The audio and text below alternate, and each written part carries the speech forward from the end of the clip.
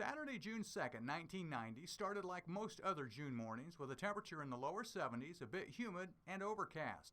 But what would happen later that day would leave massive damage behind. When the clouds started to break by late morning, that was the fuel for an already explosive atmosphere. Storms started to develop in central Illinois and they quickly became severe. A tornado watch was first issued for most of Illinois and then one for much of Indiana. There was a lot of what we call wind shear that day. This causes storms to rotate. Rotating storms can produce large hail, damaging wind, and more importantly, they can produce tornadoes. Tornadoes started developing in eastern Illinois by early afternoon, and this trend would continue for several more hours. Here's a close look at the tornado touchdowns in the viewing area. The Terre Haute area was spared, but twisters hit north and south of Terre Haute with stronger tornadoes in the south areas. Here's a look at some of those tornadoes. This was one of the early touchdowns near Dana, Indiana in an open field. This one was near Lagodi. Notice the dark color of the tornado.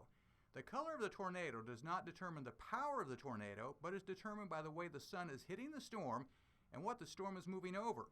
For example, this one is near Worthington, Indiana, and is very light in color. This one is moving over an open area of vegetation and picking up some moisture. Some of the storms that day extended up to 50,000 feet into the atmosphere. Of all of the tornadoes that hit our viewing area that day, one of the strongest took a direct hit on Newton, Illinois, and it left a resident there with a memory she will never forget. So we keep going. We get to the Y out here at 130 and 33 where they connect, and I saw the tornado. We tell him, we saw the tornado at the Y. Let's go. We got to find somewhere with a basement. We don't have any. We didn't have any protection at all. He gets in his car, I get in with him, and then my dad following us. We start up our street, which we're headed west, and my husband said, there's a tornado at the end of our street. We can't go anywhere. We pulled right back into our driveway. My dad said, what are you doing? And we said, the tornado's coming. We got to get in the house. But like I said, it was just that quick, and it was over. I mean, it was just like it went from, it was the darkness, and then it was light, and it was just that quick.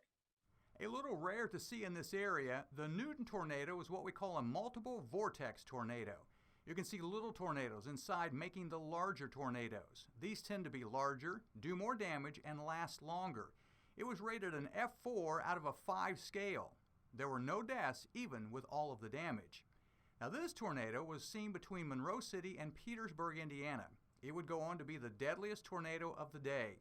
It was also rated an F4, but unlike Newton, Petersburg had 6 people killed. One half of Petersburg was destroyed. Other deaths in the area included 2 in the Bedford area and 1 in Putnam County.